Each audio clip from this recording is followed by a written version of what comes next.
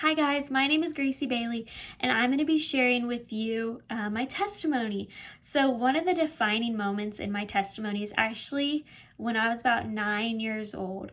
I have an uncle who I love. He is probably my favorite uncle that I have, but he did not talk to our family. He had moved to California, moved back to Texas, and had just kind of been absent in our lives.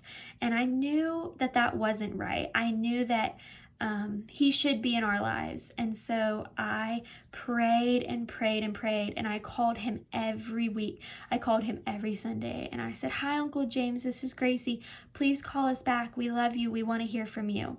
And I would hang up the phone.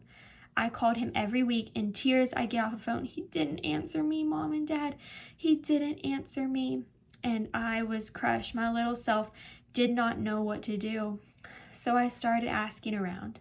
I said to all my friends, "Will you pray for my uncle? Will you pray that he just answers the phone one time? He never has to answer the phone again, but that one time.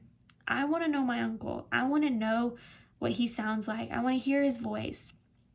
All my friends prayed. All my parents' friends prayed because they knew it was really heavy on my 9-year-old heart.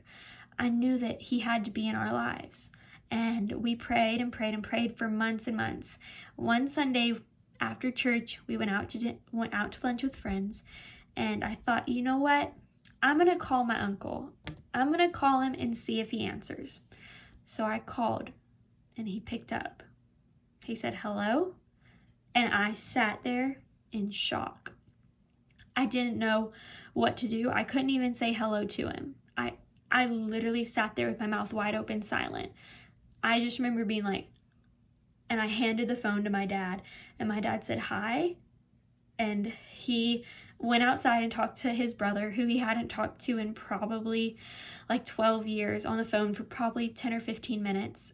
And I got off the phone and I started bawling my eyes. I was like, "He answered the phone. My uncle answered the phone." Like, it was the biggest moment in my life. And I just remember my dad walking back in the restaurant and just being in tears. He had finally talked to his brother, who he hadn't heard from for many, many years. It still brings tears to my eyes today, because it was truly a moment that I'll never, ever, ever forget in my life, of hearing my uncle's voice for the first time. And that led to him being in our lives, coming to Thanksgiving, coming to Christmas, being involved, telling me happy birthday, telling me Merry Christmas, Happy Thanksgiving.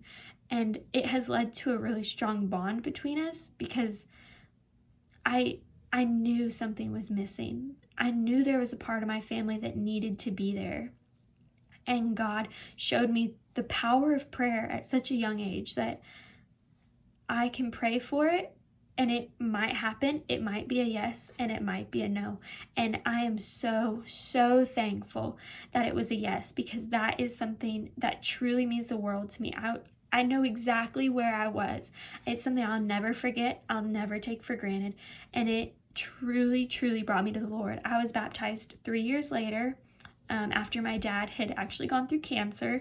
And so just seeing the Lord's hand in everything,